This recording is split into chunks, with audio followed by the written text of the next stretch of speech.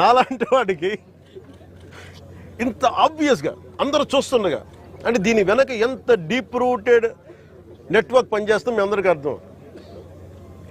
కొండబాబు గారు కూడా అదే చెప్తాను. చూడండి సార్ ఎలా ఉందంటే అదే చెప్తా ఉన్నారు. నేను మీకు ఎప్పటి నుంచో మొత్తుకున్నాను సార్, ఇదే మీకు మీ దృష్టికి తీసుకొస్తుందని. ఇందాక మీకు చెప్పాను, కొండబాబు మనం కూర్చోబెట్టి మనం మెత్తగా ఉంటే సరిపోదు, మనం గట్టిగా మాట్లాడాలి దీని మీద మనం అందరం అని అది చెప్తా ఉన్నాను కొండబాబు గారికి.